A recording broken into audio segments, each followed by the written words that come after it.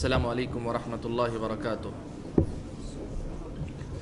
الحمد للہ رب العالمین والصلاة والسلام علی اشرف الانبیاء والمرسلین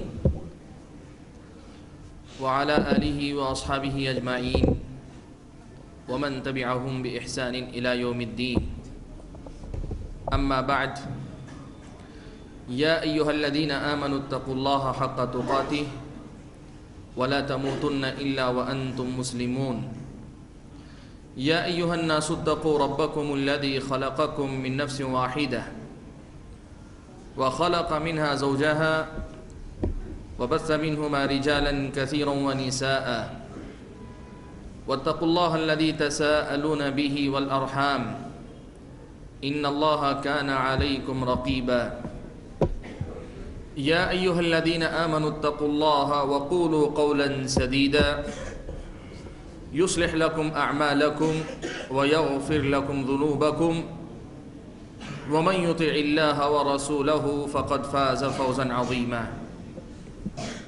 أما بعد، فأعوذ بالله من الشيطان الرجيم، بسم الله الرحمن الرحيم، ولهن مثل الذي عليهن بالمعروف وللرجال عليهن درجة والله عزيز حكيم۔ محترم فضیلت الشیخ برادر مکرم ابو زید ضمیر حفظہ اللہ،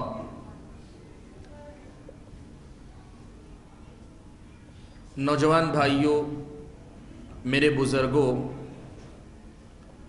اور پردہ نشین خواتین اسلام، اللہ تبارک و تعالیٰ کا ہم سب پر بہت ہی خاص فضل و کرم ہے کہ اس نے مجھ کو اور آپ کو آج یہاں اکٹھا ہو کر کچھ باتیں سننے سنانے کا موقع عطا فرمایا ہے۔ ایسے ماحول میں جب دنیا کے اندر آسائش اور تفریح کے سامان ہر قدم پر آدمی کو دعوت دیتے ہوں اور تفریح کے اتنے ذرائع میسر ہوں کہ آدمی یہ سوچنے پہ مجبور ہو جائے کہ ان میں سے کس کو اپنائے کس کو چھوڑے، اس لیے کہ سب کو اگر اپنانا چاہتا ہے، سارے سامان سے فائدہ اٹھانا چاہتا ہے، تو اسے اپنی زندگی ناکافی ہو جاتی ہے۔ آج ماحول کچھ ایسا ہے کہ سامان تعیش تفریح کے ذرائع اتنے سارے میسر ہیں۔ ایسے ماحول میں اللہ تبارک و تعالیٰ نے آج مجھ کو اور آپ کو یہاں اکٹھا ہونے کا موقع عطا فرمایا ہے، تو یقین مانیے یہ اللہ تبارک و تعالیٰ کی طرف سے بہت ہی بڑا انعام ہے، مجھ پر بھی آپ پر بھی، کہ ہم کہہ رہے ہیں، آپ سن رہے ہیں۔ سلف صالحین میں سے بعض یہ کہا کرتے تھے کہ اگر مجھے عمل کرنے کی توفیق مل جائے تب پھر مجھے اس کی زیادہ فکر نہیں ہوتی کہ میرا عمل قبول ہوگا کہ نہیں ہوگا۔ کیوں؟ وہ کہتے تھے کہ میرے دل میں یہ خیال آتا، جس رب نے عمل کرنے کی توفیق دی ہے، جب اس کو قبول کرنا ہے تبھی تو اس نے مجھے توفیق دی ہے، اور جب اس نے توفیق دی ہے تو مجھے امید ہے کہ وہ میرا عمل قبول بھی کرے گا۔ اور میں وہ بات آج آپ کے سامنے دہرانا چاہتا ہوں کہ آج اگر اللہ تعالیٰ نے مجھ کو اور آپ کو یہاں اس مجلس میں اکٹھا ہونے کا موقع عطا فرمایا ہے، تو اس کا مطلب یہ ہوا کہ اللہ تبارک و تعالیٰ ہم سے خیر چاہتے ہیں۔ اب بس یہ ہے کہ ہم اور آپ خود کا خیر کتنا چاہتے ہیں، خود کا بھلا کتنا چاہتے ہیں، یہ ہم پر اور آپ پر موقوف ہے۔ اللہ تعالیٰ کا دروازہ تو کھلا ہے، اب ہم میں سے کون اس میں داخل ہوگا، کون نہیں داخل ہوگا، یہ اللہ تعالیٰ کی طرف سے میری اور آپ کے لیے کھلی دعوت ہے۔ بھائیو، اللہ تعالیٰ کا بڑا کرم ہے، بڑا فضل ہے، بڑا انعام ہے کہ آج اس نے مجھ کو اور آپ کو یہاں اکٹھا ہو کر کچھ باتیں سننے سنانے کا موقع عطا فرمایا ہے۔ مجھے آپ بھائیوں کے سامنے اور آپ بھائیوں کے ساتھ ساتھ اپنی بہنوں اور ماؤں کے سامنے اس موضوع پر گفتگو کرنے کا مکلف کیا گیا ہے کہ اسلام میں عورت کا مقام کیا ہے، عورت کا درجہ کیا ہے۔ دیکھو بھائیوں، میں موضوع کو شروع کرنے سے پہلے اسلام نے عورت کو کیا مقام دیا ہے، اسلام نے عورت کے کیا مقامات بتلائے ہیں، ان پر روشنی ڈالنے سے پہلے میں یہ بات آپ کے سامنے رکھنا چاہوں گا کہ انسانی تاریخ آدم و حوا سے شروع ہوئی۔ عورت کا وجود آدم علیہ السلام کے بعد کائنات کی ابتدا سے چلا آ رہا ہے۔ اس حیثیت سے یہ کہنے میں کوئی حرج نہیں ہے کہ انسانی زندگی میں عورت کا حصہ ہمیشہ سے ہے، چاہے مفید بن کر یا بعض حالات میں مضر بن کر، کبھی انسانیت کی محسن بن کر، کبھی انسانیت کے لیے مسئلہ بن کر، کبھی مرد کے شانہ بشانہ چل کر اس حیثیت سے کہ وہ معاون بھی ہو شوہر کی اور اللہ تعالیٰ کی فرما بردار بھی ہو، اور کبھی ساتھ ساتھ چلنے کا ایک دعویٰ لیکن اللہ تعالیٰ کی نافرمان بن کر۔ عورت کا وجود ابتدا ہی سے عورت دنیا کے اندر رہی ہے، اور یہ اللہ تبارک و تعالیٰ کی تخلیق کا جو اللہ تعالیٰ نے فیصلہ فرمایا اس کا لازمی حصہ رہا ہے کہ عورت ہر دور میں رہی۔ میں اسلام کی نظر میں عورت کا درجہ یا مقام کیا ہے یہ بتانے سے پہلے میں دو باتیں بتانا چاہوں گا۔ میرے بھائیوں، یاد رکھو، دنیا میں ہمیشہ جب کبھی کسی معاملے میں گمراہی آتی ہے، علامہ ابن قیم رحمۃ اللہ علیہ نے لکھا ہے کہ رب نے جب بھی کسی بھی شریعت میں کوئی حکم دیا تو گمراہی دو طرح سے پیدا ہوئی۔ شیطان نے اللہ تعالیٰ کے ہر حکم کے معاملے میں بنی آدم کو گمراہ کیا تو دو طریقے اپنائے، یا تو لوگوں کو اس حکم پر عمل پیرا ہونے کے باب میں حد سے آگے بڑھا لے جاتا ہے، افراط کا شکار کر دیتا ہے، حد سے تجاوز کرنے لگتا ہے، یا پھر انسان کو اس عمل پر عمل کرنے کے اس بات پر عمل کرنے کے باب میں اس قدر پیچھے رکھ دیتا ہے کہ وہ تفریط کا شکار ہو جاتا ہے۔ افراط یا تفریط دونوں ہی راستے شیطان کے راستے ہیں، اور اعتدال کا راستہ، درمیانی راستہ، حق کا راستہ اور اللہ تبارک و تعالیٰ کا طے کردہ جو راستہ ہوتا ہے یہی کامیابی کا راستہ ہوتا ہے۔ علامہ ابن قیم رحمۃ اللہ علیہ کی لکھی ہوئی یہ بات، عورت اسلام میں کیا مقام رکھتی ہے، اس موضوع پر گفتگو کرتے ہوئے بھی ہمیں اپنے سامنے رکھنی چاہیے۔ آپ دیکھیے، ماضی کی تاریخ اگر آپ پڑھ کر دیکھیں گے تو اسلام کے آنے سے پہلے جو مذاہب تھے محرف تھے، تحریف کا شکار ہو چکے تھے، اور جو مذہب نہیں تھے صرف کلچر تھے، لوگوں کے قبائل کے اپنے اپنے رسم و رواج تھے، ان سب کا آپ جائزہ لے کر دیکھیے تو ہمیشہ دنیا والوں نے عورت سے اس کے حقوق چھینے، عورت کو اس کا مقام نہیں دیا، عورت سے اس کے حقوق چھیننے کی کوشش کی۔ میرے پاس اتنی تفصیل کی گنجائش نہیں کہ میں ایک ایک مذہب کا نام لے کر اس مذہب کی تفصیلات آپ کے سامنے رکھ سکوں، لیکن ہمیشہ یہی ہوا کہ عورت کے حقوق چھینے گئے، اور عورت تو دور کی بات ہے انسان کا درجہ دینے کے لیے تیار نہیں تھی۔ کسی نے کہا عورت سانپ اور بچھو سے زیادہ زہریلی ہے، کسی نے کہا یہ عورت انسان کے لیے جتنا بڑا خطرہ ہے اتنا زیادہ خطرہ کوئی زہریلا جانور بھی نہیں ہو سکتا۔ عورتوں کے ساتھ ایسا بھی معاملہ ہوتا تھا کہ اگر اس کی ماہانہ مجبوری شروع ہوتی، عورتوں کو گھر سے باہر نکال دیا جاتا، گھر میں ان کے لیے جگہ نہیں، وہ گھر میں سو نہیں سکتی، وہ برتن کو ہاتھ نہیں لگا سکتی، وہ گھر کی دہلیز سے باہر پڑی رہے گی جب تک اس کی مجبوری ختم نہ ہو۔ ہفتہ 10 دن کی بعد، 15 دن کی بعد، جیسے کچھ ہے وہ باہر رہے۔ اس کی مظلومیت کی اپنی ایک داستان ہے، اور ہندوستان کے اندر ستی کی رسم تھی، یا یوں کہیے کہ شوہر کے نام پر، شوہر سے وفاداری کے نام پہ زندہ جلا دیا جانا، یہ پوری ظلم کی داستانیں میرے اور آپ کے سامنے پیش کرتی ہے۔ یہ شیطان نے انسانوں کو عورت کے حقوق کے معاملے میں تفریط کا شکار کروایا، عورتوں سے ان کے حقوق چھیننے پر مجبور کیا، اور انسان نے عورتوں کے حقوق چھیننے کو مذہب سمجھا، تہذیب سمجھا، کلچر سمجھا، اپنی ہوشیاری سمجھی، اور بسا اوقات بعض مردوں نے اسے اپنی مردانگی کی علامت بھی سمجھی۔ یہ ماضی کی تاریخ ہے، لیکن اگر آپ حال کا جائزہ لے کر دیکھیں، آج انسانی تاریخ کے اس دور کے مقابلے میں عورت کا جو درجہ اللہ تعالیٰ نے متعین کیا تھا، اس کے مقابلے میں آج اس قدر زیادہ عورت کو آگے بڑھانے کی بات کی جاتی ہے، یوں لگتا ہے کہ کائنات کا محور آج عورت ہے، کائنات کا محور کل کا کل عورت ہے۔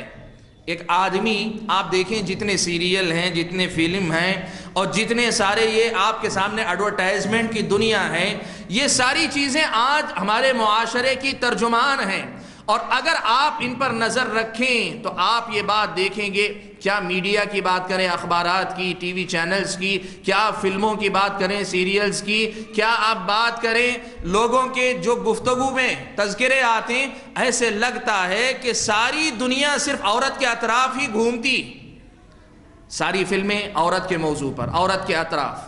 اور اگر کوئی فلم عورت کے موضوع پہ نہ بنے، عورت کے اطراف و اکناف نہ گھومے، تب بھی عورت کا کردار اس میں لازماً دکھایا جائے۔ ایک ایسا ماحول بنایا جا رہا ہے یہ بتانے کے لیے کہ ماضی میں اگر عورت پر ظلم ہوا تھا تو آج ہم عورت کے حقوق کو پہچاننے والے ہیں، ہم اس کے حقوق کو ادا کرنے والے ہیں۔ میرے بھائیو، یاد رکھو، خیر ہمیشہ وہی ہوتا ہے کہ اللہ تعالیٰ نے جس چیز کا جو درجہ متعین کیا ہے اس کا مقام اسی جگہ پہ رکھیں۔ آپ جو احکام مسجد کے ہیں مسجد کے ساتھ خاص رکھیں۔ آپ نماز مسجد میں پڑھیں، یہ فضیلت کی بات ہے۔ بازار میں بیچ میں کھڑے ہو کے نماز پڑھنے لگیں، یہ شریعت کی نظر میں پسندیدہ عمل نہیں ہے۔ آپ تجارت بازار میں کریں، لیکن تجارت کی بات آپ مسجد میں آ کر کریں، اسلامی شریعت کی نظر میں پسندیدہ چیز نہیں ہے۔ مرد کا اللہ تعالیٰ نے ایک دائرہ متعین کیا ہے، مرد اگر اپنا دائرہ چھوڑ کر عورتوں والی حرکتیں، عورتوں والی شکل و صورت اور ان کے عادات و اطوار اختیار کرنا چاہے، اللہ کے نبی صلی اللہ علیہ وسلم نے فرمایا کہ اللہ تعالیٰ نے عورتوں کی مشابہت اختیار کرنے والے مردوں پر لعنت بھیجی ہے۔ اور وہی بات یہاں بھی ملحوظ رکھنی چاہیے، جو عورت اپنے دائرے کار کو ملحوظ نہ رکھ کر اپنے دائرے سے باہر قدم نکالنا چاہتی ہے، اس عورت کو سمجھنا چاہیے کہ اس کا اپنے دائرے سے باہر نکلنا یہ خود اس کا اپنے ساتھ ظلم ہے، نا انصافی ہے۔ میرے بھائیوں، میں اپنی گفتگو کا آغاز اس تمہید سے کرنا چاہتا ہوں کہ ہم جب اس موضوع پہ گفتگو کریں تو اس مسئلے کو یاد رکھیں کہ ہمارے ذہن ماضی کی غلطیوں اور حال کی غلطیوں دونوں سے پاک ہونے چاہیے۔ پہلی بات، آپ اپنے دماغ میں مغربی دنیا کے پیدا کردہ شبہات کو لے کر اگر بیٹھیں گے، اسلام کی تعلیمات کی حقانیت اور اس کا جو مقصد ہے، شاید آپ اس تک نہیں پہنچ پائیں گے۔ آپ یہ بات ذہن میں رکھیں، رب نے جس کا جو مقام، جو درجہ متعین فرما دیا، اس سے بہتر اس کا کوئی مقام نہیں، اس سے بہتر اس کا کوئی درجہ نہیں ہو سکتا۔ میرے بھائیوں، یہ تمہیدی نقطہ آپ کے سامنے پیش کرنے کے بعد ہم آگے بڑھتے ہیں۔ اسلامی شریعت مجھ کو اور آپ کو بتلاتی ہے کہ اسلام کی نظر میں عورت مرد کا ایک دوسرا لازمی حصہ ہے، مرد کا دوسرا لازمی حصہ ہے۔ مسند احمد کی روایت ہے، پیارے نبی صلی اللہ علیہ وسلم نے فرمایا، انما النساء شقائق الرجال، کہ عورتیں مردوں کی حصے دار ہیں۔ کیا مطلب ہے اس جملے کا؟ مطلب ہم سمجھے، عربی زبان میں ایک شق کہتے ہیں، اگر آپ نے ایک ڈالی لی، درمیان سے آپ نے وہ ڈالی چیر دی، تو ڈالی کے ایک حصے کو ایک شق کہتے ہیں، دوسرے حصے کو دوسری شق کہتے ہیں۔ دونوں کی اصل ایک ہے، ہم نے ان کو دو حصوں میں جدا کر دیا ہے۔ پیارے نبی صلی اللہ علیہ وسلم بیان فرماتے ہیں کہ انما النساء شقائق الرجال، کہ عورتیں حقیقت میں مردوں ہی کا حصہ ہیں۔ میرے بھائیوں، پہلے اس نقطے کو سمجھیں، میری مائیں اور بہنیں اس مسئلے کو سمجھیں کہ اسلامی شریعت اس مسئلے کو سب سے پہلے واضح کرنا چاہتی ہے کہ اسلام محض جنس کی بنیاد پر کسی کو اونچا کسی کو نچلا نہیں بتلاتا ہے۔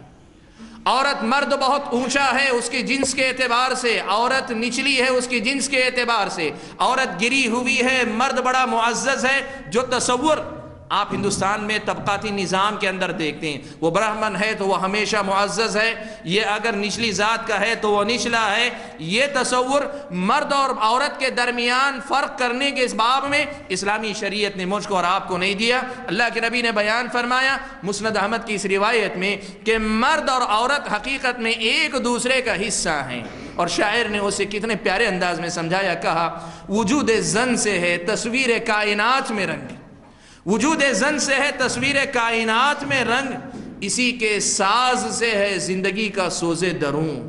میرے بھائیوں، اس عورت کا وجود حضرت آدم علیہ السلام کے زمانے سے ہوا ہے، اور احادیث سے پتہ یہ چلتا ہے کہ عورت کا وجود مرد کے برابر قیامت تک برقرار رہے گا۔ اور اس کے بعد اسلامی شریعت یہ بتاتی ہے کہ جس طرح ایک مرد کو اللہ تبارک و تعالیٰ نے دنیا میں اس لیے پیدا کیا ہے کہ وہ یہاں امتحان دینے کے بعد واپس لوٹے اور اپنی جنت میں واپس لوٹے، اللہ تعالیٰ یہ بات بیان فرماتے ہیں کہ عورت کا بھی وہی مقصد ہے۔ اللہ نے فرمایا وَمَا خَلَقْتُ الْجِنَّ وَالْإِنسَ إِلَّا لِيَعْبُدُونَ وَمَا خَلَقْتُ الْجِنَّ وَالْإِنسَ إِلَّا لِيَعْبُدُونَ، میں نے جن اور انس کو پیدا ہی اس لیے کیا کہ وہ میری عبادت کر سکیں۔ انسان سے مراد مرد بھی ہیں، عورت بھی ہیں۔ میری ماں اور بہنوں، اسلام کی ان بنیادی تعلیمات کو ہمیشہ ذہن میں رکھنا۔ مغربی دنیا نے آج عورتوں کا ذہن اس حد تک خراب کیا ہے، وہ سمجھتی ہیں کہ اسلام کی تعلیمات پارشیلٹی پہ مبنی ہیں، فرق مراتب پہ مبنی ہے، اس معنی میں کہ عورت ہے تو وہ کمتر ہے، وہ حقیر ہے، یہ مفہوم دیتی۔ لیکن آپ دیکھنا زندگی کی جو اصل ہے کہ جس طرح ایک مرد اور عورت کے ملنے سے مرد پیدا ہوتا ہے، بالکل اسی طریقے سے ایک مرد اور عورت کے ملنے سے لڑکی پیدا ہوتی ہے۔ جس رحم سے لڑکا آتا ہے اسی رحم سے لڑکی بھی نکل کر آتی ہے۔ جس طرح ایک مرد کا وجود اللہ تعالیٰ کے طے شدہ نظام کے تابع ہے، عورت بھی بالکل اسی نظام اور سسٹم کی پابند ہے۔ اور اس سے آگے بڑھ کر اس آیت میں اللہ نے بیان فرمایا کہ جس طرح ایک انسان کو ہم اس لیے پیدا کرتے ہیں کہ وہ دنیا میں اپنی زندگی گزارے جیسی اللہ دے، مالداری کی زندگی، فقر و فاقے کی زندگی، عہدے و منصب کی زندگی یا ماتحتی کی زندگی، آپ بیماری کی حالت میں رہیں یا آپ تندرستی کی حالت میں زندگی گزاریں، آپ سکون و اطمینان والی زندگی گزاریں یا آپ پریشانی والی زندگی گزاریں، آپ کی زندگی کا مقصد اللہ تعالیٰ کی بندگی ہے۔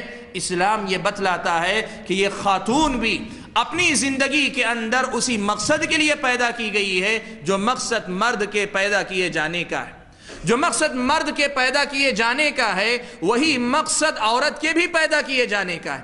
اس کا مطلب یہ ہوا میری ماؤں اور بہنوں، دنیا آپ کو یہ سمجھاتی ہے کہ آپ میں اور مردوں میں بنیادی طور پہ اللہ تعالیٰ نے اس اعتبار سے فرق رکھا ہے کہ آپ کمتر ہیں، مرد برتر ہیں، بالکل اسی طرح جیسے برہمن اونچا ہے دوسرے نچلے ہیں۔ تو اس فرق کو یہ سمجھنا یہ دنیا کا الزام ہے، ورنہ اسلام نے تو حقیقت میں آپ کو مردوں کے جو مقاصد ہیں انہی مقاصد سے جوڑ کر دنیا کے اندر بھیجا ہے۔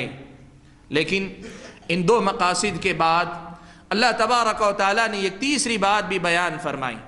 اللہ تبارک و تعالیٰ نے بیان فرمایا، کہا مرد کو اللہ تبارک و تعالیٰ نے پیدا کیا تو اپنی بندگی کے لیے پیدا کیا ہے، اور عورت کو اگر اللہ تعالیٰ نے پیدا کیا ہے تو اپنی بندگی کے لیے پیدا کیا ہے۔ ساتھ میں ایک بنیادی مقصد یہ بھی ہے کہ اللہ تعالیٰ نے عورت کو پیدا اس لیے کیا کہ وہ مرد کے سکون و اطمینان کا باعث بن سکے، مرد کے لیے وہ سامان سکون بن سکے، سامان تعیش نہیں۔ دونوں میں بڑا فرق ہے۔ آج دنیا اسلامی شریعت کے اس مقصد کو نہیں سمجھ پا رہی ہے۔ اسلام یہ کہتا ہے کہ عورت مرد کے سکون کا ذریعہ ہے، اور دنیا اس مقصد کو بدل کر یہ بتانا چاہتی ہے کہ اسلام عورت کو سامان تعیش، مرد کے صرف استعمال کی چیز بنا کر چھوڑنا چاہتا ہے۔ نہیں میرے بھائی، یہ بات یاد رکھنا۔ قرآن مجید میں اللہ تعالیٰ نے یہ بات بیان فرمائی، اللہ تعالیٰ نے فرمایا هو الذی خلقکم من نفس واحدہ وجعل منها زوجها لیسکن الیہا۔ عورت کے پیدا کیے جانے کا مقصد یہ ہے کہ عورت مرد کے سکون کا ذریعہ بن سکے، مرد کے سکون کا باعث بننا یا مرد کے لیے سامان تفریح بننا، ان دونوں میں بڑا فرق ہے۔ اگر ہم یہ کہتے ہیں کہ مرد کے لیے سامان تفریح بنا کر پیدا کی گئی ہے، تو اس کا مطلب یہ ہوا کہ عورت کی بذاتی ہی کوئی اہمیت نہیں ہے، وہ مرد کے صرف تفریح کے لیے پیدا کی گئی ہے۔ لیکن ہم یہ کہتے ہیں کہ اللہ تعالیٰ نے عورت کو مرد کے سکون کے لیے پیدا کیا ہے، تو اس کا سیدھا سا مطلب یہ ہوتا ہے کہ اللہ تبارک و تعالیٰ نے عورت کو اپنے مقصد کی تکمیل، جو مقصد اللہ تعالیٰ نے بتایا، اللہ تعالیٰ کی بندگی، اس بندگی کی تکمیل کی سب سے پہلی راہ اللہ نے یہ متعین فرمائی کہ تم مرد کے سکون کا باعث بنو۔ اس طرح تم مرد کی بندگی میں معاون بنو گی تو مرد کی نیکیوں کا ایک بڑا حصہ تمہارے حصے میں آ جائے گا۔ میرے بھائیوں، میں اس نقطے کو ذرا دوسرے الفاظ میں بھی سمجھانا چاہتا ہوں۔ آج اسلامی شریعت کے جو احکام ہیں، جن میں سے کچھ کا تذکرہ میں ابھی آپ کے سامنے کرنے جا رہا ہوں، لوگ آپ کے سامنے اس حیثیت سے پیش کریں گے کہ اللہ تبارک و تعالیٰ نے یہ جو احکام دیے ہیں، ان سے یہ سمجھ میں آتا ہے کہ مرد ہی اصل ہے، عورت اس کے تابع اس معنی میں ہے کہ اس کی کوئی حیثیت نہیں ہے، اور مرد صرف اسلام میں عورت کو سامان تعیش کے طور پہ استعمال کرتے ہیں۔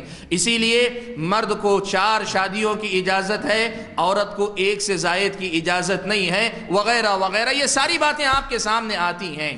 لیکن میرے بھائیوں، حقیقت یہ ہے کہ اسلام نے عورت کو جو درجہ دیا ہے وہ سکون پہنچانے والی ہے، لیکن وہ سامان تعیش نہیں۔ اس کے مقابلے میں جو اسلام پر اعتراض کرتے ہیں وہ عورت کو سامان تعیش بنانا چاہتے ہیں۔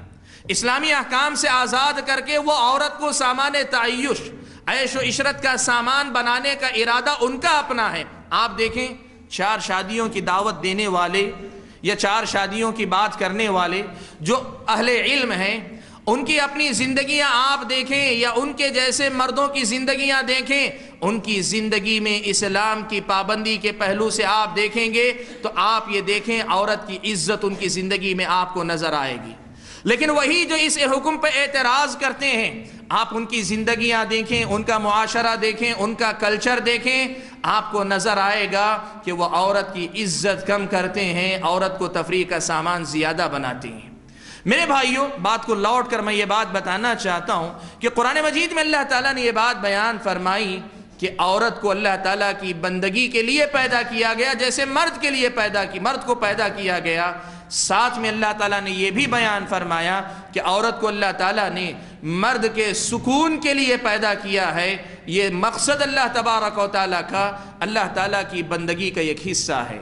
ان 3 بنیادی نکات کو واضح کرنے کے بعد، سب سے پہلے کہ تخلیق کے معاملے میں مرد اور عورت کو اللہ نے ایک جیسا رکھا ہے۔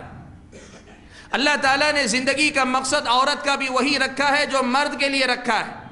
اور تیسری بات، اللہ تعالیٰ نے عورت کو مرد کے سکون حاصل کرنے کا ذریعہ بنایا ہے۔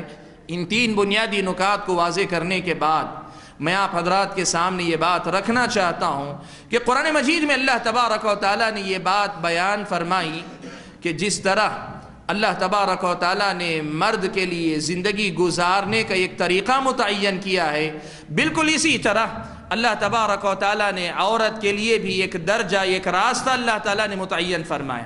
عورت کے لیے بھی اللہ تعالیٰ نے ایک راستہ متعین فرمایا ہے۔ اب یہ راستہ، یہ تعلیمات، زندگی گزارنے کا جو انداز یا لائف اسٹائل جو اللہ تعالیٰ نے عورت کے لیے سیٹ کیا ہے، طے کیا ہے، عورت کو اس ذہن کے ساتھ اپنانا چاہیے کہ یہ میری جنت کا راستہ ہے، مجھے اس راستے پہ چل کر جنت تک پہنچنا ہے۔ جس طرح مرد کے سامنے ایک طے شدہ راستہ ہے، اس راستے پہ چل کر اسے جنت تک پہنچنا ہے، عورت کو بھی اسی احساس کے ساتھ اسلام کی تعلیمات کو اپنانا چاہیے کہ جو بھی ہدایت ہے یہ میری جنت کا راستہ ہے اور اس راستے پہ چل کر مجھے جنت حاصل کرنی ہے۔ اور جب یہ سوچ آئے گی تو پھر اسلامی شریعت کے ان احکام کو سمجھنا اس کے لیے آسان ہوگا، جو احکام اللہ تبارک و تعالیٰ نے عورت سے متعلق قرآن مجید کے اندر بیان فرمائے اور اللہ کے نبی صلی اللہ علیہ وسلم نے احادیث کے اندر بیان فرمائے۔ میرے بھائیوں، اسلام میں اللہ تبارک و تعالیٰ نے عورت کا مقام بیان کرتے ہوئے کچھ باتیں بیان فرمائیں، کچھ ہدایات دیں۔ عورت کو چاہیے کہ ان باتوں کو سمجھے اور اپنی زندگی میں اللہ تعالیٰ کی کا ایک پیغام سمجھ کر ان کو قبول کرے اور ان کو اپنا کر اپنی زندگی انہی کے مطابق گزارنے کی کوشش کرے۔ مردوں کو بھی چاہیے کہ عورتوں کی اس حیثیت کو سمجھ کر معاشرے میں عورتوں کا وہ کردار زندہ کریں جو اسلامی شریعت بتلاتی ہے۔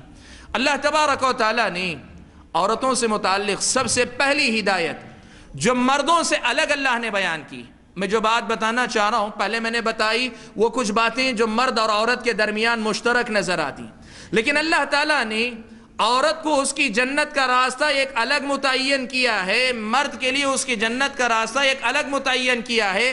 بعض معاملات میں کچھ معاملات ہیں جو مرد اور عورت کے درمیان مشترک ہیں، لیکن وہیں کچھ معاملات ایسے ہیں جو اللہ تعالیٰ نے عورتوں کے لیے الگ متعین فرمائے۔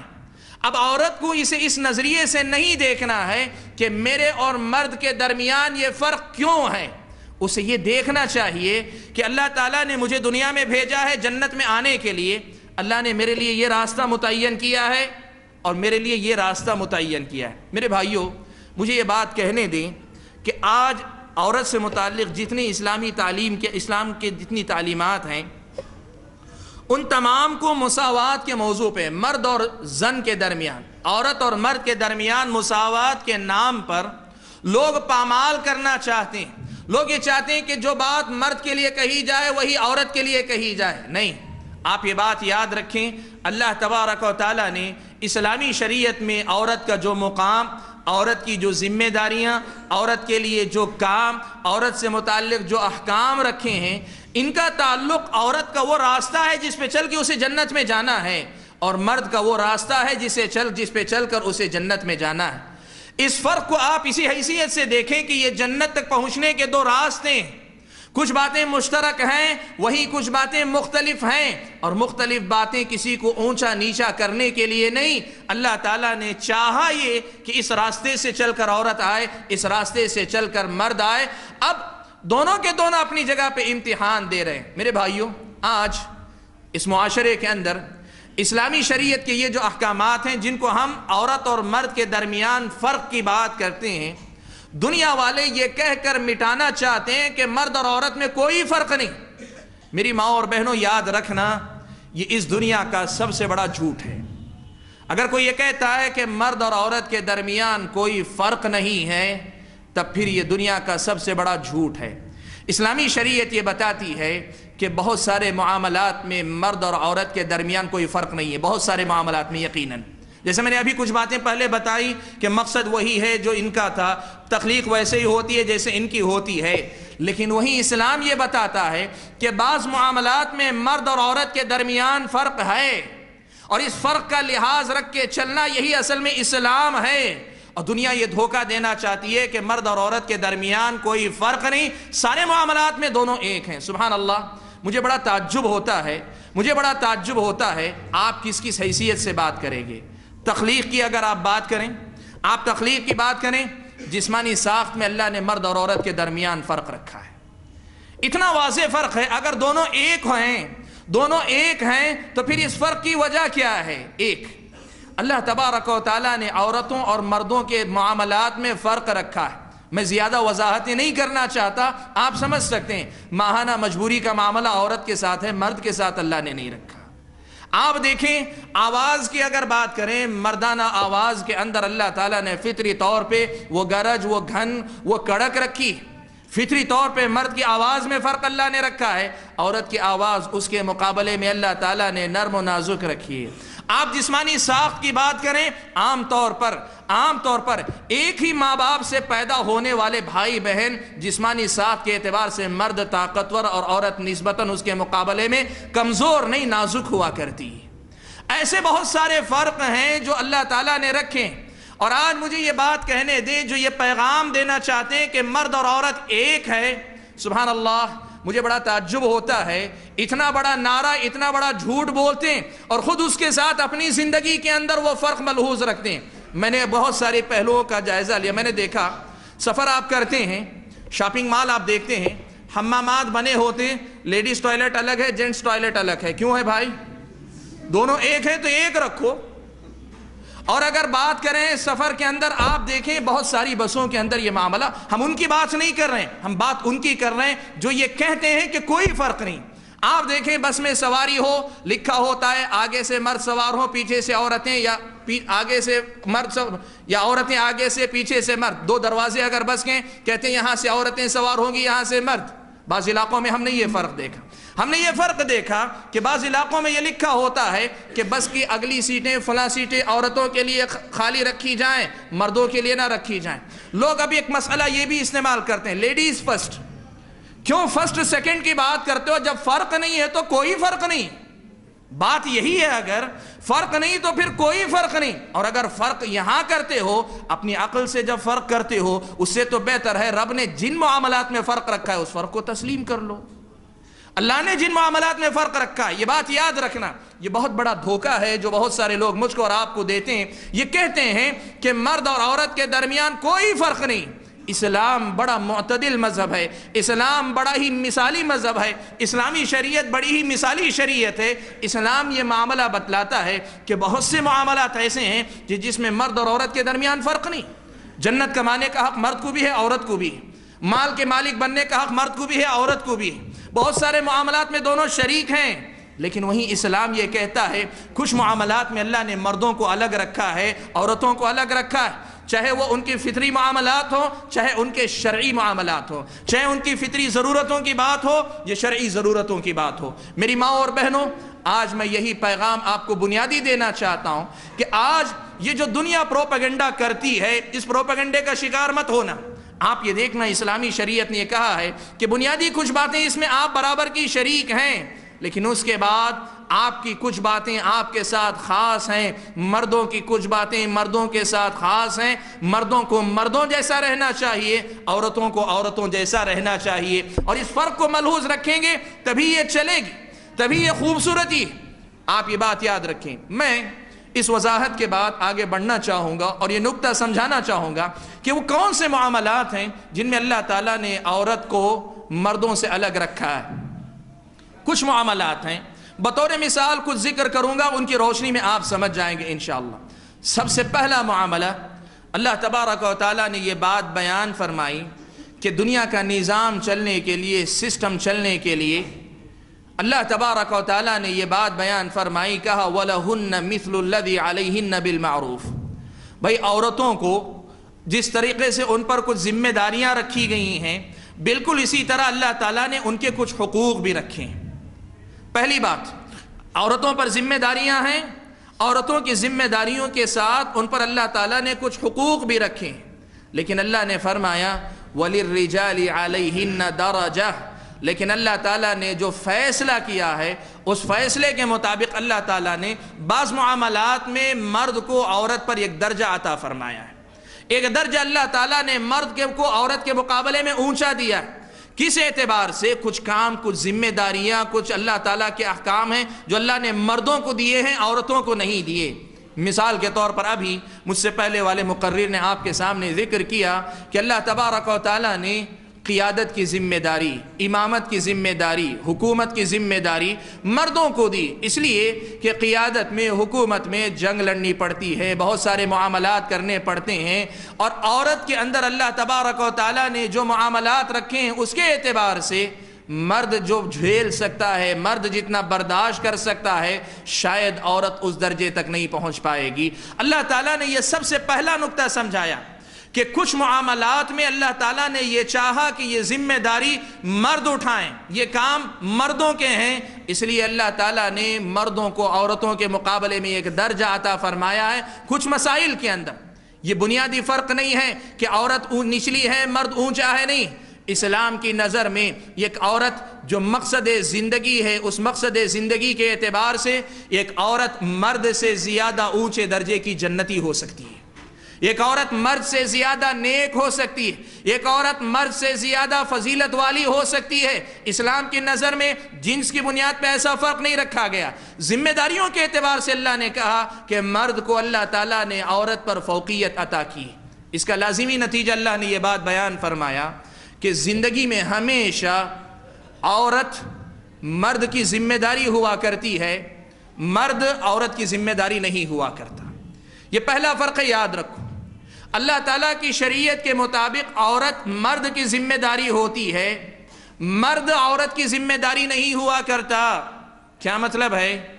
عورت بیٹی ہے، جب تک شادی بیاہ نہیں ہو جاتا اس وقت تک باپ کی ذمہ داری، باپ کی ذمہ داری ہے۔ باپ مکلف ہے کہ اس کی رہائش کا، اس کے کھانے پینے کا اور اس کے کپڑے کا انتظام کرے۔ یہ بنیادی ضرورتیں، یہ عورت کی ذمہ داری باپ پر ہے جب تک وہ بیٹی کی حیثیت سے۔ اور اگر بیٹی کا باپ انتقال کر گیا ہے تو باپ کی جگہ اس کے اگر بھائی بڑے ہیں تو بھائیوں کی ذمہ داری، اور اگر بھائی اور باپ یہ دونوں کے دونوں موجود نہ رہیں تو خاندان کے جو بزرگ ہوتے ہیں، مثال کے طور پہ چچا یا تایا یا دادا، یہ اس کے ذمہ دار ہوا کرتے ہیں۔ اسلامی شریعت نے پہلی بات یہ بیان فرمائی کہ عورت باپ کی ذمہ داری ہوتی ہے یا باپ کے قائم مقام کی ذمہ داری ہوتی ہے، اور پھر ایک مرتبہ نکاح کے ذریعے کسی مرد کے نکاح میں آ جاتی ہے تب پھر یہ عورت شوہر کی ذمہ داری ہو جاتی ہے، پھر یہ عورت شوہر کی ذمہ داری ہو جاتی ہے۔ اب اس عورت کا مکان، اس کا کپڑا اور اس کے ساتھ ساتھ اس کے اپنے کھانے پینے کا مسئلہ، اس کے اخراجات دیکھنا، یہ اب شوہر کی ذمہ داری ہو جاتی ہے۔ جب تک موجود ہے شوہر کی ذمہ داری، اور شوہر کا انتقال ہو جائے تب پھر اولاد اگر مضبوط ہے، اولاد اگر جوان ہے، تب پھر وہ ماں، وہ عورت اپنی اولاد کی ذمہ داری ہو جاتی ہے، اپنی اولاد، اپنے بیٹوں کی ذمہ داری ہو جاتی۔ اور اگر ایسا ہوا کہ کسی خاتون کی شادی ہوئی، ابھی اولاد نہیں ہوئی یا اولاد ہوئی لیکن بہت چھوٹی ہے، اسلامی شریعت یہ بتاتی ہے کہ پھر سے وہ عورت شوہر کے انتقال کے بعد واپس لوٹ کر باپ کی یا بھائیوں کی ذمہ داری بن جاتی ہے۔ میرے بھائیوں، یہ پہلا مسئلہ ہے۔ آپ دیکھو اسلامی شریعت کے اس حکم کو آپ دو پہلو سے دیکھنا۔ ایک پہلو تو یہ ہے کہ اللہ تعالیٰ نے مردوں کو فوقیت دی تو کس لیے دی؟ اس لیے کہ عورتوں کی ذمہ داری اسے اٹھانی ہے، عورتوں کی ذمہ داری اسے اٹھانی ہے۔ آپ اگر اس کو اس حیثیت سے دیکھیں جیسے دنیا بتانا چاہتی ہے کہ عورتوں کو اللہ تعالیٰ نے گویا نچلا کر دیا، مردوں کو اوپر اٹھا دیا، اس معاملے کا دوسرا پہلو بھی آپ دیکھنا، عورتوں کو اللہ تعالیٰ نے آسانی عطا کر دی، مردوں کو اللہ تعالیٰ نے ذمہ داری عطا کر دی۔ آج اگر کوئی آدمی یہ کہتا ہے کہ وَلِلرِّجَالِ عَلَيْهِنَّ دَرَجَةٌ، کہ مردوں کو اللہ نے عورتوں پہ ایک درجہ دیا ہے، یہ فرق مراتب ہے، یہ ایک قسم کی ناانصافی ہے، تو آپ اس کو سمجھانا، بتانا کہ یہ ایک رخ نہیں ہے، اس حکم کا ایک رخ نہیں، اس کے دو رخ ہیں۔ ایک رخ تو یہ ہے کہ مرد کو درجہ ہے، وہی مرد پر ذمہ داری ہے، اور دوسرا رخ یہ ہے کہ اگر عورت کو ایک درجہ کم ہے تو اس کا مطلب یہ ہے کہ اس پہ اللہ تعالیٰ نے ذمہ داری نہیں رکھی ہے۔ آپ کبھی نہیں دیکھیں گے کہ اسلامی شریعت نے یہ کہا ہو کہ بیٹی پہ ذمہ داری ہے کہ وہ جائے کمائے اپنے باپ کو پالے، بیوی پہ ذمہ داری ہے کہ وہ شوہر کو پالے، یا ماں پہ ذمہ داری ہے کہ اپنے بچوں کو پالے۔ یہ اسلامی شریعت نہیں کہتی۔ اسلامی شریعت کی نظر میں اصل عورتوں کا ذمہ دار مرد ہوا کرتا ہے، مرد کے بعد پھر عورت ثانوی طور پہ گھر کی ذمہ دار ہوا کرتی ہے۔ اسلامی شریعت نے یہ سب سے پہلا مسئلہ بتایا۔ میری ماں اور بہنوں، اسلامی شریعت کی نظر میں آپ کا مقام یہ ہے کہ آپ مردوں کی ذمہ داری ہیں، آپ پر مردوں کی ذمہ داری نہیں۔ اب یہاں ایک نازک سا مسئلہ آتا ہے، خواتین کے سامنے یہ پریشانی آتی ہے کہ بسا اوقات بعض مرد ہماری ذمہ داری اٹھانے کے لیے تیار نہیں ہوتے، شادی بیاہ کے بعد ہاتھ کھینچ لیتے ہیں، شوہر خرچ نہیں کر رہا ہے، یا شوہر کا انتقال ہو گیا ہے، میرے اپنے بھائی اپنی اپنی بیویوں کے ساتھ ہو گئے، وہ میرا خرچ، میری ذمہ داری نہیں لینا چاہتے، میرے بچے چھوٹے ہیں، میری ذمہ داری اٹھانا نہیں چاہتے۔ یاد رکھنا، اسلامی شریعت یہ بتاتی ہے اگر بیت المال ہے، بیت المال ولی من لا ولی لہ، السلطان ولی من لا ولی لہ، جس کا کوئی سرپرست نہیں ہوتا، مسلمانوں کا ذمہ دار ان کا سرپرست ہوا کرتا ہے۔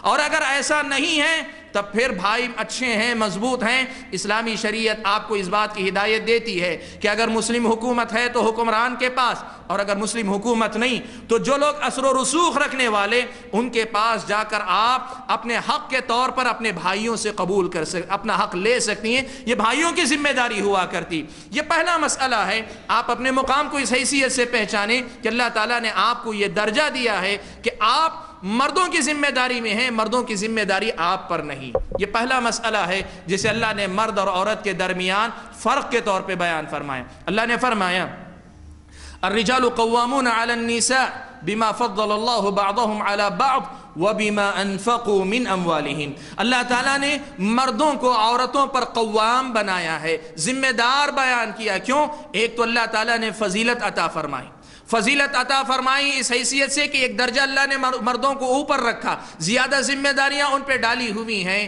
وَبِمَا أَنفَقُوا مِنْ أَمْوَالِهِمْ، اور اس حیثیت سے بھی کہ خرچ کرنے کی ذمہ داری مردوں پہ اللہ نے رکھی ہے، عورتوں پہ نہیں رکھی۔ یہ پہلا مسئلہ ہے جو مرد اور عورت کے درمیان اللہ نے فرق کے طور پہ ذکر کیا ہے، جس کی رعایت آپ خواتین کو کرنی چاہیے۔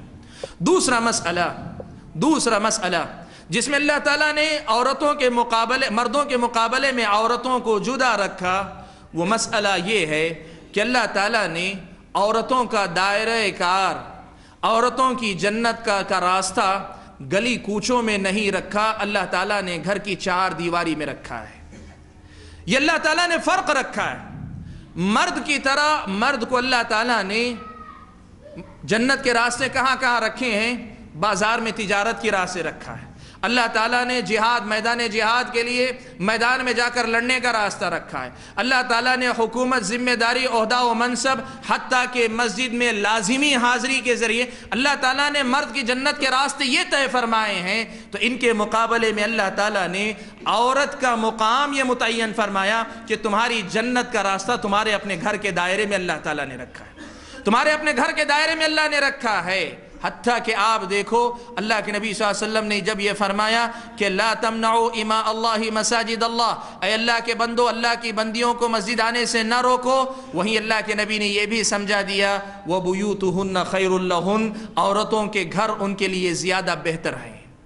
اس کا مطلب یہ ہوا میری ماں اور بہنوں، آپ اپنا مقام پہچانو کہ اللہ تعالیٰ نے جنت کا آپ کا راستہ، وہ آپ کا گھر کا دائرہ اللہ تعالیٰ نے رکھا ہے، گھر کے اندر آپ کی جنت اللہ تعالیٰ نے رکھی ہوئی۔ سبحان اللہ، قرآن مجید کی یہ آیت کریمہ سورۃ الاحزاب میں اللہ تعالیٰ نے بیان فرمایا وَقَرْنَ فِي بُيُوتِكُنْ وَلَا تَبَرَّجْنَ تَبَرُّجَ الْجَاهِلِيَّةِ الْأُولَى، اللہ نے امہات المؤمنین کو مخاطب فرمایا، اور یہ حکم صرف امہات المؤمنین کو نہیں دیا بلکہ اللہ تبارک و تعالیٰ نے ساری عورتوں کو دیا، کہا تم اپنے گھروں میں ٹہری رہو، اور زمانے جاہلیت میں جیسے بے پردہ نکلا کرتی تھیں ایسے نہ نکلا کرو، ایسے نہ نکلا کرو۔ میری ماں اور بہنوں، میں یہ بات آپ کو بتانا چاہتا ہوں، اس مسئلے کو ذرا اچھی طرح سمجھنے کی ضرورت ہے۔ میں نے جیسے کہا کہ یہ آپ کی جنت کی راہ ہے، آپ کا اپنے گھر میں رہنا آپ کی جنت کی راہ ہے، یہ آپ اسے اس انداز میں نہ سمجھنا جیسے دنیا سمجھانا چاہتی۔ دنیا کیا کہتی ہے پتہ ہے آپ کو؟ دنیا یہ کہتی ہے کہ مسلمان اپنی عورتوں کو اپنے گھروں میں بند رکھ کر معاشرے کے آدھے حصے کو معطل کر دیتے ہیں۔ معاشرے کو عورتوں کی صلاحیتوں سے بہت کچھ فائدہ پہنچ سکتا ہے، وہ سارے کام جو مرد کرتے ہیں اتنے ہی کام اگر عورتیں بھی کرنے لگیں تو معاشرے کی ترقی کی رفتار بڑھ جاتی ہے، ان کی صلاحیتوں سے کام میں نکھار آ جاتا ہے۔ اور پتہ نہیں کیسی باتیں وہ کہتے ہیں کہ مسلمان اپنی عورتوں کو گھروں کے اندر رکھ کر آدھے معاشرے کو معطل کر دیتے ہیں۔ میری ماں اور بہنوں، یہ بات یاد رکھنا، وہ دنیا والے جنہوں نے کبھی عورت کی گھر کی ذمہ داریوں کو پہچانا ہی نہیں، وہ یہی سمجھیں گے کہ ہماری عورت گھر میں ہوتی ہے تو بیکار ہوتی ہے، اس لیے کہ انہوں نے کبھی اسلامی شریعت کے وہ احکام نہیں دیکھے جو گھر میں رہنے والی خاتون کو اللہ تعالیٰ دیتے ہیں۔ آپ یہ بات یاد رکھنا، عورت کو اللہ تعالیٰ نے گھر میں اس لیے نہیں رکھا کہ وہ مرد کے مقابلے میں کسی ذمہ داری کی اہل نہیں ہے، ایسی بات نہیں ہے۔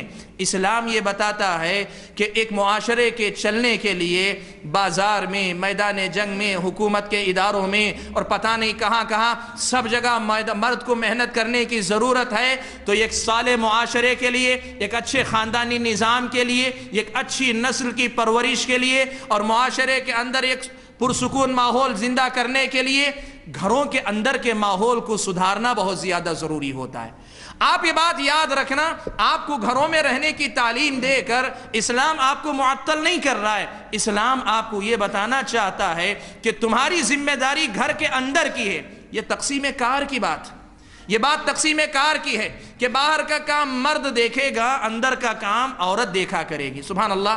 ایک مؤلف نے عورتوں کے حقوق سے متعلق کتاب لکھی، اور لکھنے کے بعد اس نے کتنا سادہ تجزیہ کیا۔ آپ دیکھو دنیا جو کہتی ہے عورت کو معطل کر دیتے ہو، اس کا کتنا پیارا جواب اس نے دیا۔ عربی مؤلف ہے، وہ لکھتا ہے انتی نصف الامہ، اے عورت تو آدھی امت ہے، تو آدھی امت ہے، مرد کے مقابلے میں تو آدھی امت ہے، مرد آدھے ہیں تم آدھے ہو۔ وَتَلِدِينَ لَنَا النِّصْفَ الْآخَرَ، اور بقیہ آدھی امت کو تم جنم دیتی ہو۔ تم آدھی امت ہو اور بقیہ آدھی امت کو تم جنم دیتے ہو۔ فَأَنْتِ الْأُمَّةُ بِأَسْرِهَا، اسلام کی نظر میں اصل میں تم ہی پوری امت ہو، اسلام کی نظر میں تم ہی پوری امت ہو۔ میرے ماں اور بہنوں، یہ مغرب کے پروپیگنڈے میں مت آنا، یہ دنیا نہیں جانتی تمہارا مقام، تمہارا کردار۔ دیکھنا جو بڑے لوگ اسلامی تاریخ پیش کر سکتی ہے، ایسی مثالیں جن کی تربیت میں ماں کا کردار تھا، ایسی مثالیں شاید دنیا کی کوئی اور قوم نہیں پیش کر سکے گی۔ بڑے لوگوں میں سے کچھ ایسی مثالیں، امام بخاری، امام شافعی، یا ایسے بے شمار نام کہ جنہیں گھر کے اندر کی ایک عورت نے پیدا کیا، جن کے گھر کے اندر کی ایک عورت نے جن کو بنایا ہے، ایسی جتنی مثالیں ایک مسلم قوم پیش کر سکتی ہے، شاید دنیا کی کوئی اور قوم ایسی مثالیں نہیں پیش کر پائے گی۔ میری ماں اور بہنوں، میں ایک لفظ سادہ سے الفاظ میں آپ کو بتا دیا، اللہ تعالیٰ نے یہ فرق رکھا ہے، اللہ تعالیٰ نے یہ فرق رکھا ہے کہ تمہارا دائرہ کار اللہ تعالیٰ نے گھر کے اندر رکھا ہے، تو اللہ تعالیٰ یہ چاہتے ہیں کہ اندر رہ کر تم سے خاندانی نظام مستحکم ہو، تمہاری گود میں نسل پرورش پائے تو ایسی نسل پرورش پائے جس کے اندر اللہ تعالیٰ کا ڈر ہو، شریعت کی پابندی کا احساس ہو، معاشرے کے اندر ایک صالح انسان، معاشرے کا ایک صالح عنصر، کمیونٹی کے لیے ایک بڑا ہی مثالی انسان تمہاری گود سے نکل کر آئے۔ اور میری ماں اور بہنوں، میں بتاؤں آپ کو یہ دنیا یہ سمجھانا چاہتی ہے کہ اسلام یہ کہہ کر کہ تم گھر کے اندر اپنی جنت تلاش کرو، یہ کہہ کر تم سے حق چھین رہا ہے۔ اور میں آپ کو بتاؤں، دنیا یہ کہہ کر کہ تم مردوں کی برابری کرتی ہو اس لیے گھر میں نہ رہو، باہر نکلو، یہ کہہ کر دنیا تم پہ ظلم کر رہی ہے۔ وہ کیسے؟ ایک تو پہلے سے گھر کی ذمہ داری ہے، مردوں نے گھر کی ذمہ داری نہیں اپنائی، عورت کو گھر کی ذمہ داری نبھانا ہے ہی، ساتھ میں مردوں کے شانہ بشانہ اور بھی ذمہ داریاں اسے نبھانی ہے۔ تمہاری ذمہ داری گھر کی حد تک تھی، اس نئی سوسائٹی نے، اس نئے سماج نے تمہیں دوہری ذمہ داری دینے کی کوشش کی ہے کہ گھر بھی تمہارا، گھر سے باہر بھی تمہارا۔ یہ بات یاد رکھنا، کسی آدمی کو بیوقوف بنانے کا ایک آسان طریقہ یہ ہے کہ آپ اسے کام نکالنا چاہیں تو آپ اس کو خوب اس کی تعریف کریں، بھئی آپ سے زیادہ قابل آدمی میں نے نہیں دیکھا، آپ سے طاقتور کچھ نہیں دیکھا، اور اس کے بعد اپنا سارا بوجھ اس کے سر پہ اٹھائیں، آپ پیدل چلتے جائیں، وہ آپ کا بوجھ اٹھا کر چلتا ہوا نظر آئے۔ جو لوگ عورت کو گھر سے نکال کر باہر لانا چاہتے ہیں، وہ یہی کر رہے ہیں۔ عورت پر گھر کی ذمہ داری برقرار ہے، بہت کم ایسا ہے کہ مرد بھی گھر کے کام کرتا ہو، ورنہ آج بھی ترقی یافتہ معاشرے کے اندر بھی عورت گھر کے کام کاج کرتی ہے، ساتھ میں باہر کی ذمہ داری اضافی بوجھ کے طور پہ اٹھانی پڑتی ہے۔ میری ماں اور بہنوں، جنت اللہ تعالیٰ نے تمہاری وہیں رکھی ہے۔ سبحان اللہ، یہ جو جملہ میں نے کہا کہ عورت کی جنت اللہ تعالیٰ نے گھر کے اندر رکھی ہے، یہ جنت کا راستہ تمہارا گھر کے اندر اللہ نے رکھا ہے، اس کے حوالے کے لیے میں آپ کے سامنے پیارے نبی صلی اللہ علیہ وسلم کی ایک حدیث پڑھنا چاہتا ہوں۔ اللہ کے نبی صلی اللہ علیہ وسلم نے فرمایا، ابو نعیم نے حلیۃ الاولیاء میں اس حدیث کو روایت کیا، شیخ البانی رحمۃ اللہ علیہ نے صحیح لکھا، کہا المرأة اذا صلت خمسها وصامت شهرها واطاعت بعلها واحصنت فرجها فلتدخل من اي ابواب الجنة شاءت۔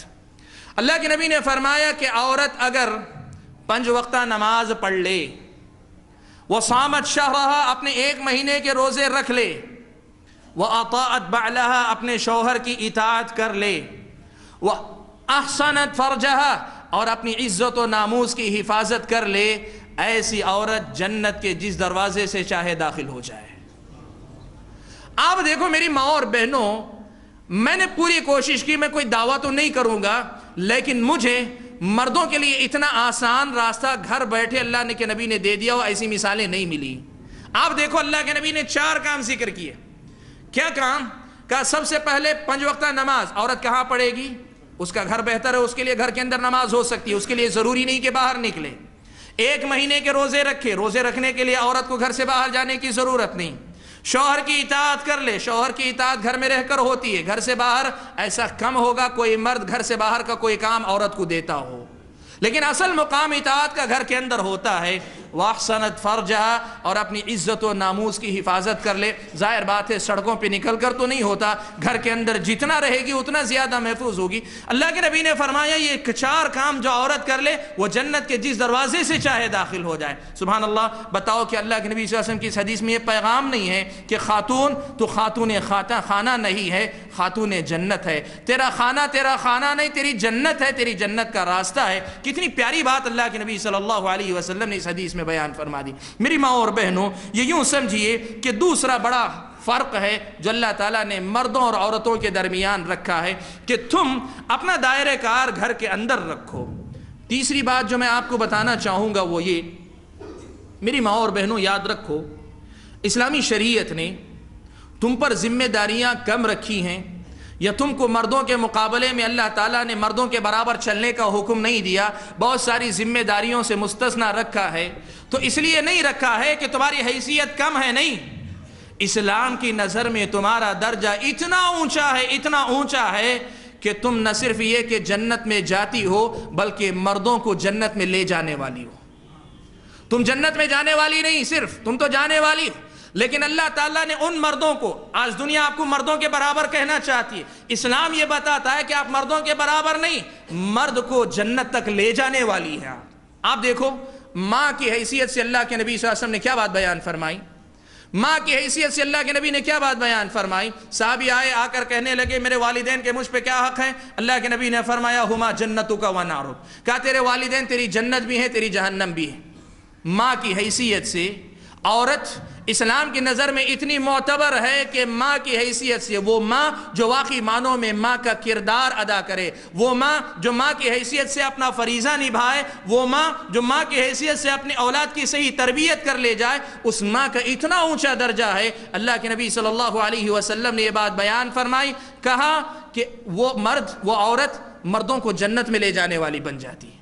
بیٹی کی حیثیت سے آپ دیکھو، آپ نے 12 حدیثیں سنی، اللہ کے نبی صلی اللہ علیہ وسلم نے یہ بات بیان فرمائی، جس آدمی کی 2 بیٹیاں ہوں اور وہ آدمی ان کی صحیح تربیت کرے اور کسی شریف آدمی سے اس کی شادی کروا دے، اللہ تبارک و تعالی اس عورت کو، اس بیٹی کو یا ان 2 بیٹیوں کو مرد کے اور جہنم کے درمیان اللہ تبارک و تعالی رکاوٹ بنا دیں گے۔ اسلام کی نظر میں جو احکام عورت کو دیے گئے ہیں وہ عورت کو نچلا کرنے نہیں، اسلام کی نظر میں تم بڑی معتبر ہو، تم بڑی محترم ہو۔ وہ کب ہے؟ جب تم اپنے اس مقام کو پہچان کر اس کی پابند رہو۔ تم اگر اس مقام کو پہچان کر پابند رہی، باپ کی تربیت کے بعد تم صالح بیٹی بن گئی، اللہ تعالیٰ نہ صرف یہ کہ تمہیں جنت میں بھیجے گا، تمہاری وجہ سے یعنی تمہارے ذریعے اللہ تعالیٰ تمہارے باپ کو جنت میں بھیجے گا، تم مرد کو جنت میں لے جانے والی ہو۔ آپ دیکھو بیوی کی حیثیت سے اللہ کے نبی صلی اللہ علیہ وسلم نے کیا بات بیان فرمائی، اللہ کے نبی نے بیان فرمایا، کہا خیرکم خیرکم لأہلی، تم میں سب سے بہتر آدمی وہ ہے جو اپنی بیوی کے ساتھ بہتر سلوک کرتا ہو۔ سبحان اللہ، مرد بہت کچھ ہوں گے لیکن تمہارے ساتھ اگر اچھا سلوک نہیں کرتے وہ مرد اچھے نہیں ہیں۔ جو مرد تمہارے ساتھ اچھا سلوک نہیں کرتے وہ مرد اچھے نہیں، یہ بات اللہ کے نبی صلی اللہ علیہ وسلم نے بیان فرمائی۔ اس سے مسئلہ معلوم ہوا کہ اسلام کی نظر میں تمہارا مقام بہت اونچا ہے، بس شرط یہ ہے کہ تم اپنے دل و دماغ کو ان سارے شبہات سے پاک رکھ کر اپنے آپ کو اسلامی شریعت کا پابند بنانے کی کوشش کرو۔ اور میری ماں اور بہنوں، اسلامی شریعت نے تمہیں ایک اور حکم بھی دیا ہے، اور وہ حکم کیا ہے کہ تم پردے میں رہا کرو۔ اب عام طور پہ لوگ یہ پردے کا جب مسئلہ آتا ہے تو کہتے ہیں یہ عورت پہ کتنا بڑا ظلم ہے، کہ مرد کو تو آزادی ہے، عورت کو آزادی نہیں ہے، پردے کی پابندی ہے۔ سبحان اللہ، قرآن مجید کی آیت کا ایک ٹکڑا میری مائیں اور بہنیں سمجھ جائیں تو شاید یہ مسئلہ پورا کا پورا ختم ہو جائے۔ قرآن مجید میں اللہ تعالیٰ نے بیان فرمایا، کہا یا ایھا النبی قل لأزواجک وبناتک ونساء المؤمنین یدنین علیہن من جلابیبہن، اے اللہ کے نبی آپ اپنی بیویوں سے، اپنی بیٹیوں سے، اور مومنوں کی عورتوں سے یہ کہہ دیجئے کہ یدنین علیہن من جلابیبہن، اپنے جلباب کو لٹکائے رکھے، یعنی پردہ کیا کریں۔ آگے اللہ نے ایک بڑا جملہ کہا ذالک ادنی ان یعرفن فلا یؤذین، یہ بات اس کے زیادہ قریب ہے کہ وہ پہچان لی جائیں اور ان کو کوئی تکلیف نہ دے۔ میرے بھائیوں، اللہ تعالیٰ قرآن مجید کی اس آیت میں سادہ سے الفاظ میں یہ کہہ رہے ہیں کہ یہ پردہ عورت کی شناخت ہے، عورت کی جو پہچان ہے، اور ایسی پہچان ہے جو اسے تحفظ عطا کرتی ہے، ایسی شناخت جو عورت کو تحفظ عطا کرتی ہے، کسی بھی قسم کی درندگی، کسی بھی قسم کی بے حیائی یا کسی بھی قسم کی تکلیف سے اللہ تعالیٰ اس کی حفاظت فرماتے ہیں۔ ذَلِكَ أَدْنَىٰ أَن يُعْرَفْنَ فَلَا يُؤْذَيْنَ۔ اسلام کی یہ تعلیم، قرآن مجید کی یہ بات پردے کے سلسلے میں یہ بات بیان کرتی ہے کہ پردہ شرف ہے، پردہ اعزاز ہے۔ آپ مسلمان ہیں، ہم بھی مسلمان ہیں، سبھی مسلمان ہیں، ہمارا ایمان اللہ تعالیٰ کی اس بات پہ ہونا چاہیے یا پھر دنیا جو کہتی ہے اس پر ہونا چاہیے۔ ایک سیدھی سی بات، بہت سادہ سی بات میں کہہ رہا ہوں کہ پردے کی ساری لڑائی ختم ہو جائے گی۔ ایک عورت صرف اتنا مسئلہ سمجھ لے کہ اللہ نے کہا ذَلِكَ أَدْنَىٰ أَن يُعْرَفْنَ، وہ پہچان لی جائیں کہ یہ شریف عورتیں ہیں، یہ معزز گھرانے کی عورتیں ہیں، یہ لونڈیاں نہیں ہیں، یہ نچلی عورتیں نہیں ہیں، یہ شریف عورتیں ہیں۔ فلا یؤذین، کوئی ان کو ستانے کی، ان کو چھیڑنے کی، ان کو تکلیف پہنچانے کی جرات نہ کرے۔ اللہ تعالیٰ نے کہا پردے کا یہ مقصد ہے، تو اس کا مطلب یہ ہوا کہ پردہ کوئی ظلم نہیں، کوئی پابندی نہیں، یہ شرف کی بات ہے۔ اب میں زیادہ اس کے فائدے نقصانات پہ نہیں جاؤں گا، مختصر یہ کہنا چاہوں گا رب نے کہا ہے یہ شرف کی بات ہے، میں مومن ہوں، میرا ایمان ہے، یہ شرف کی بات ہے۔ دنیا لاکھ کہے اس میں ظلم ہے، زبردستی ہے، فلاں ہے، یہ ساری باتیں جو ہے اپنی جگہ دنیا کی بات ہوگی، اللہ تعالیٰ کی بات کے مقابلے میں اس کی کوئی حیثیت نہیں۔ میں یہ بات اس لیے کہنا چاہتا ہوں کہ پردے کے فائدے نقصانات وغیرہ پہ لمبی تقریر ہو سکتی ہے، لیکن پھر بھی انسان کا جو دماغ ہے، شیطان جب اس کے خون کے ساتھ دوڑتا ہے، نئے نئے شبہات اس کے اندر پیدا کرتا ہے۔ اس لیے اس ساری کہانی کو چھوڑ کے اتنا سمجھ لو، آیت میں اللہ نے یہ کہا یہ شرف کی بات ہے تو شرف ہے، اللہ نے کہا شرف ہے تو شرف ہے، معاملہ ختم ہے، زیادہ گفتگو کی ضرورت نہیں۔ میں آپ کو بتاؤں، پردے کو لوگ عام طور پہ یہ بتاتے ہیں کہ یہ دقیانوسیت، یہ پچھڑا پن ہے، یہ تہذیب اور کلچر کے ساتھ ترقی نہ کرنے کی علامت ہے، یہ جو ہے معاشرے کے شانہ بشانہ نہ چلنے کی علامت ہے، یہ جو پرانے زمانے میں جینے کی بات ہے۔ میں آپ کو ایک واقعہ سناؤں، آپ اس سے سمجھ جائیں اصل میں کیا ہے کہ یہ دنیا الفاظ کا کھیل ہے۔ بس دنیا کے اندر جو کچھ یہ نعرے، یہ ساری تحریکیں اٹھتی ہیں، یہ صرف الفاظ کا کھیل ہے۔ آپ دیکھیں یہ خاتون نے کتنا اچھا جواب دیا۔ آپ لوگوں میں سے بعض شاید توکل کرمان کو جانتے ہوں گے۔ توکل کرمان ایک عورت ہے، یمن کی خاتون ہے۔ کچھ سال پہلے اس کو جو ہے نوبل انعام دیا گیا۔ اس خاتون کی اپنی مصروفیات ہیں، بہت ساری مصروفیات، قطع نظر اس سے کہ اس کی جو مصروفیات ہیں ان سے ہم کس حد تک موافقت کرتے ہیں، مخالفت کرتے ہیں، لیکن اس کا ایک واقعہ پیش آئے۔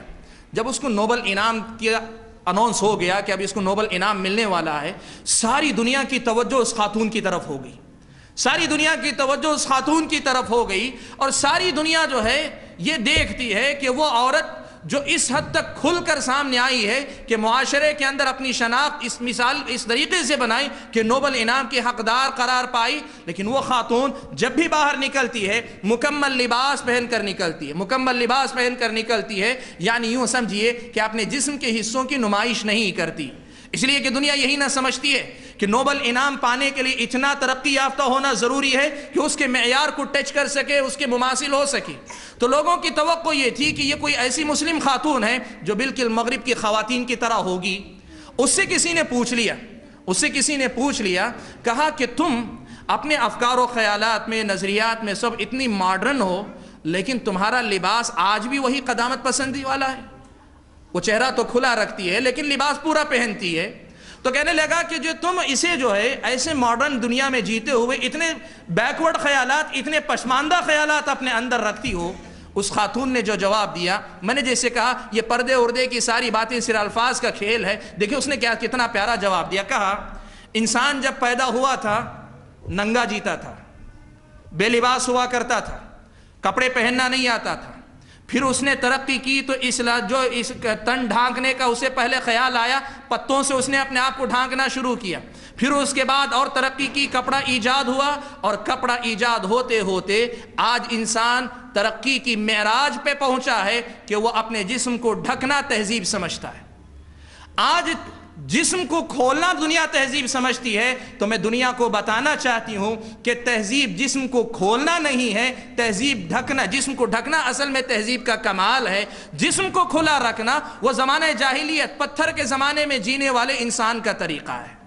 میرے بھائیوں، اس چھوٹے سے جواب نے کیا کیا، یہ جو پردے کو جو ہے ترقی کی راہ میں رکاوٹ فلاں ہیں جتنے دعوے کرتے تھے اس نے ساری قلعی کھول کر رکھ دی۔ اس نے سمجھا دیا کہ جاہلیت یہ نہیں ہے، پسماندگی یہ نہیں ہے کہ آدمی کپڑے میں جیا کرے، کھلے تن جینا، بغیر لباس کے جینا، یہ جاہلیت ہے، یہ بد تہذیبی ہے، یہ تہذیب سے عاری ہونا ہے۔ تہذیب یہ ہے کہ انسان نے ترقی کر کے اپنے لباس کو اپنے جسم کی زینت بنانا سیکھا ہے، اور اللہ تعالیٰ نے یہی بات بیان فرمائی، یا بنی آدم قد انزلنا علیکم لباسا یواری سوآتکم وریشا۔ اللہ تعالیٰ نے کہا کہ اے بنی آدم، ہم نے تمہارے لیے وہ لباس اتارا ہے جو تمہیں چھپاتا بھی ہے اور تمہارے لیے زینت کا باعث بھی بنتا ہے۔ تو پردہ اسلام کی نظر میں زینت ہے۔ میری ماں اور بہنوں، میں یہ بات بتانا چاہتا ہوں کہ اسلامی شریعت کے جتنے احکام اس قسم کے مخصوص احکام جو اللہ نے عورتوں کو دیے ہیں، عورت اس سلسلے میں اپنی ان تمام باتوں، یہ پروپیگنڈا جو ہوتا ہے، یہ جو اخبارات میں میڈیا میں باتیں آتی ہیں، ان سے آزاد ہو جائے اور خالص اللہ تعالیٰ کی بندگی کے جذبے سے اس پر عمل پیرا ہو۔ میں بات کو زیادہ نہ طول دیتے ہوئے آخر میں ایک مسئلہ آپ کے سامنے ذکر کرنا چاہتا ہوں۔ دیکھو میری ماں اور بہنوں اور میرے بھائیوں، آپ بھی سنو اور سمجھو۔ آج اسلامی تعلیمات جو عورت سے متعلق ہیں اور عورت کو جو درجہ اللہ تعالیٰ نے اسلامی شریعت میں دیا ہے، اس درجے کو دنیا نہیں سمجھ پا رہی ہے، تو اس کی مجبوری ہے، اس کی مجبوری ہے۔ اور وہ مجبوری کیا ہے؟ دو بنیادی مسئلے ہیں جس کو دنیا نہیں سمجھ رہی ہے۔ پہلا مسئلہ، مغربی دنیا کے پاس آخرت کا کوئی تصور نہیں، جنت جہنم کا کوئی تصور نہیں۔ ان کے نزدیک زندگی جو کچھ ہے یہی زندگی ہے، یہی دنیا ہے۔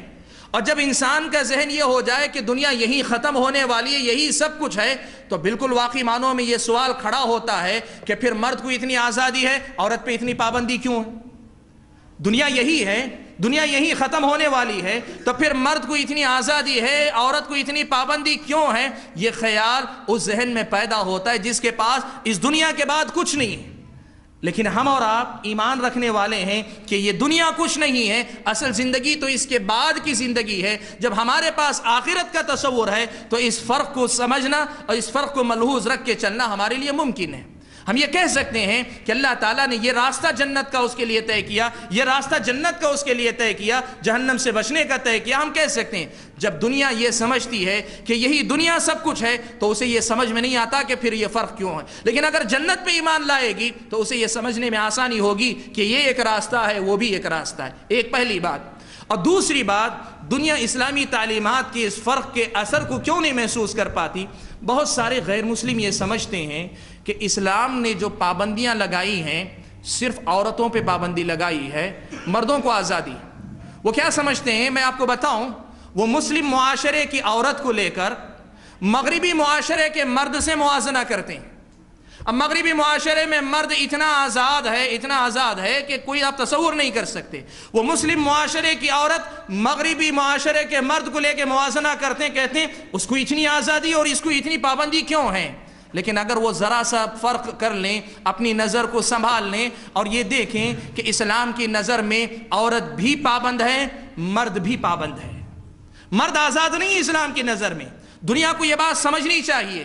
ہم جو بات کہہ رہے ہیں یہ عورت کو نچلے کرنے والی بات نہیں، ہماری نظر میں مرد بھی پابند ہے، عورت بھی پابند ہے۔ مرد اپنی پابندیوں کے ساتھ جنت کی راہ طے کر رہا ہے اور عورت بھی اپنی پابندیوں کے ساتھ جنت کی راہ طے کر رہی ہے۔ جب دونوں پابند ہیں تو پھر یہ سوال کیوں اٹھایا جائے کہ عورت پر پابندی کیوں ہے؟ سوال یہی ہوگا عورت پہ پابندی ہے تو مرد پر بھی ہے، دونوں پر ہے۔ یہ بات ہم سمجھیں۔ یہ دو بنیادی نقطے ایسے ہیں، ایک تو آخرت کا تصور نہ ہونا اور دوسری بات کہ یہاں کے مرد کو آزاد سمجھنا، عورت کو پابند سمجھنا۔ یہ تو بنیادی غلطیاں مغربی دنیا یا تو اسے جانتی نہیں یا جاننا چاہتی نہیں ہے یا کم از کم آپ کی نظروں سے اوجھل کرنا چاہتی. آپ یہ دو باتیں یاد رکھیں گی کہ مردوں پر بھی پابندی ہے، عورتوں پر بھی پابندی ہے. مردوں کو بھی اللہ تعالیٰ نے ایک نظام سسٹم دیا ہے، عورتوں کو بھی ایک سسٹم دیا ہے. اور دوسری بات کہ چاہے مرد ہوں چاہے عورت ہوں، دونوں کا مقصد جنت ہے، دونوں کو جنت تک پہنچنا ہے. جنت تک پہنچنے کے لیے اسے پابندی کرنی چاہیے،